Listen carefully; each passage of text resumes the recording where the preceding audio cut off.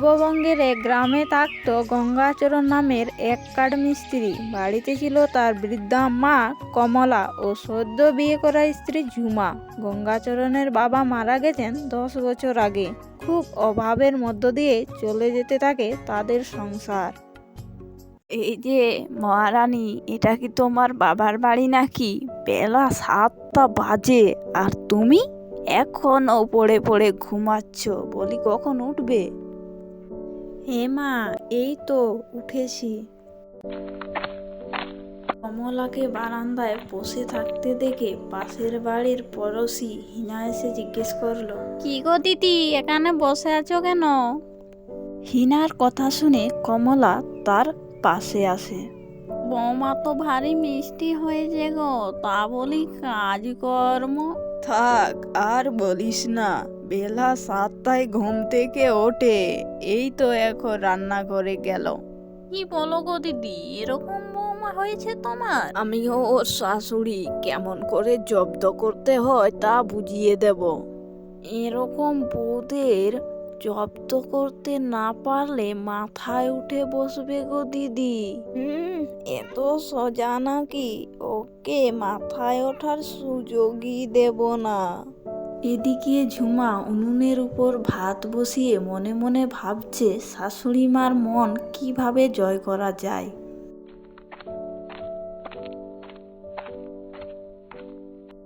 এই যে বৌমা, তোমার কি রান্না করা হয়েছে নাকি দুপুর 12টা বাজাবে রান্না করতে? বাবু কি না খেয়ে কাজে যাবে? না মা, না খেয়ে কেন কাজে যাবে? এই তো ভাত হয়েই গেছে। বলছি মা, ভাতটা নামিয়ে ডাল দিয়ে দেব? ডাল? এত বিলাসের কি দরকার? আলু টমেটো ঝোল করো, তা দিয়েই হয়ে যাবে।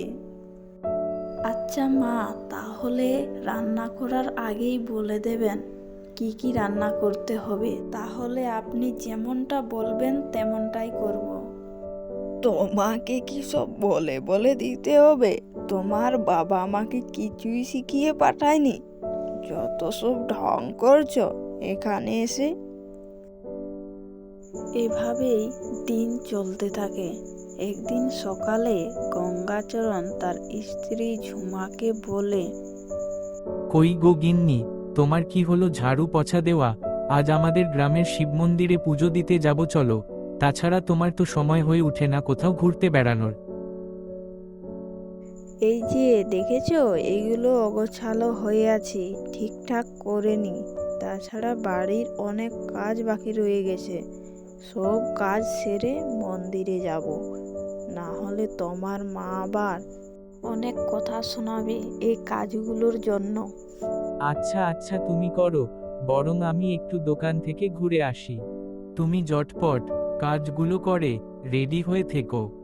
এই যে এদিকে সব কাজ পড়ে রয়েছে, এখনো তো ঘর মোছা, আঙিনা লেপা, বাসন মাজা কিছুই হয়নি।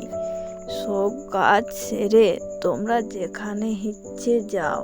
মা, তুমি চিন্তা করো না, ঝুমা সব কাজ সেরে পুজো দিতে যাবে।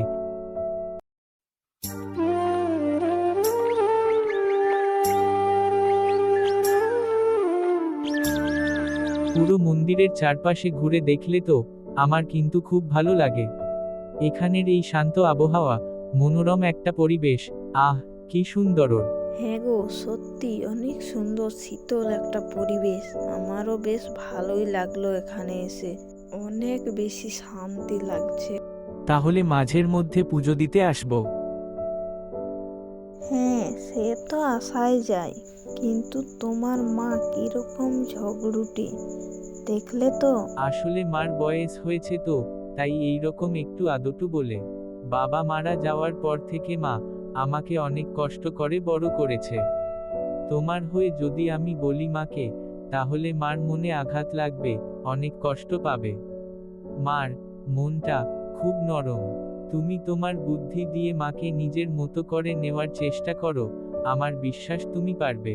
মার মুখে মুখে তর্ক না করে মিষ্টি মিষ্টি হাসি মুখে কথা বলে দেখো, খুব তাড়াতাড়ি তোমাকে মেনে নেবে। আচ্ছা ঠিক আছে, শাশুড়ি মাকে খুব তাড়াতাড়ি আমি আমার মতো করে নেব। চলো এবার বাড়ি যাই। একদিন বিকেলবেলা, তুমি তো বাড়ির সব কাজকর্ম করো, তাও তোমার শাশুড়ি তোমাকে নিয়ে এত নিন্দা করো কেন বাপু, তা তো বুঝি না।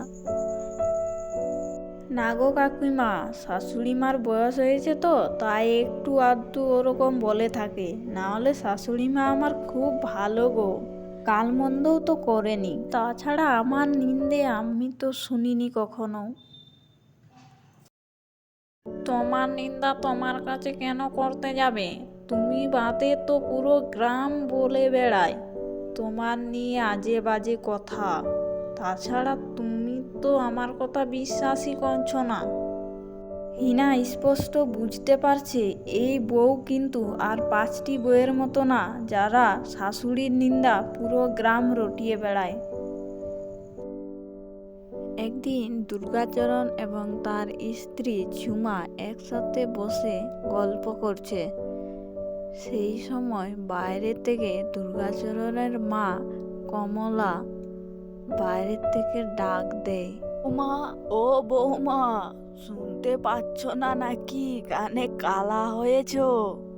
মা এইভাবে ডাকছো কেন?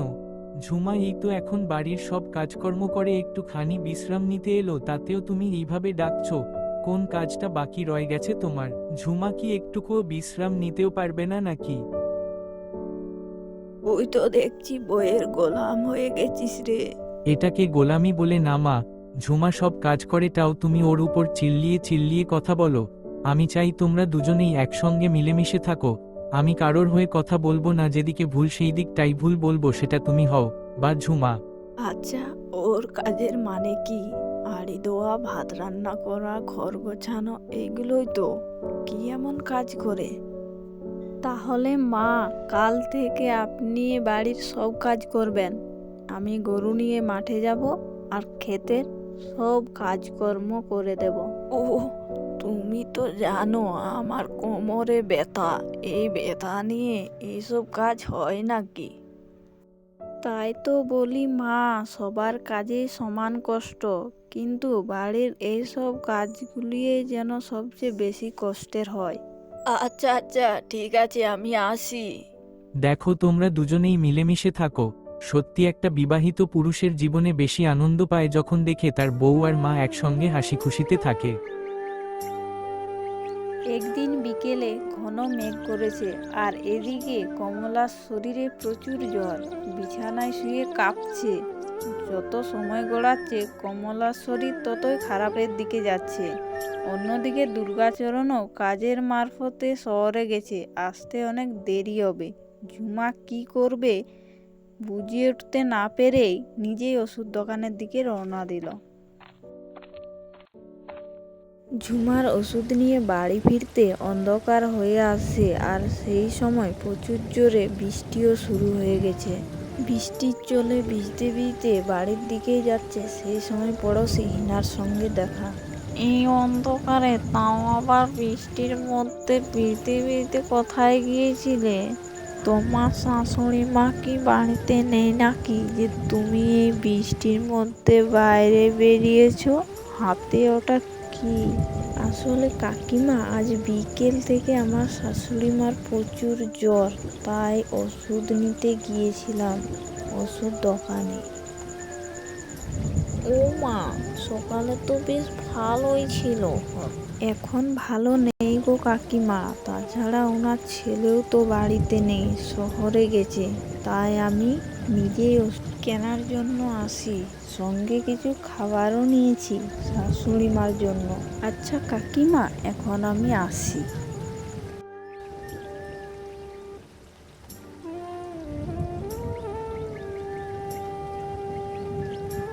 ও মা, ওঠো, দেখো তোমার পছন্দের ঝাল ঝাল চপ নিয়ে এসেছি। চপ দুটো গরম আছে, খেয়ে নাও তো দেখি। তারপর কিছু ওষুধ খেয়ে ঘুমিয়ে পড়ো, জ্বর ঠিক হয়ে যাবে। তুমি আমার জন্য এত কষ্ট করলে, জলে ভিজে ভিজে আমার জন্য আমার পছন্দের চপ নিয়ে এসেছো, সঙ্গে ওষুধও। বৌমা, তুমি আমাকে ক্ষমা করে দিও। আমি তোমাকে অনেক কথা শুনিয়েছি, আর কোনোদিনও এরকম কথা শোনাবো না। তুমি আমাকে একদিন ঠিক বুঝবে, এই আশা নিয়েই আমি চুপচাপ তোমার সব কথা সহ্য করে নিয়েছি। শাশুড়ি বৌমার মধ্যে যদি সম্মান ভালোবাসা থাকে, তাহলে সংসার অনেক সুখের হয়। ঠিক বলেছ বৌমা, তোমাকে আমি কত কিছুই না বলেছি। পারলে তুমিও আমাকে বলতে পারতে, কিন্তু তুমি তা না করে চুপচাপ শুনতে আমার ওই খারাপ কথাগুলো।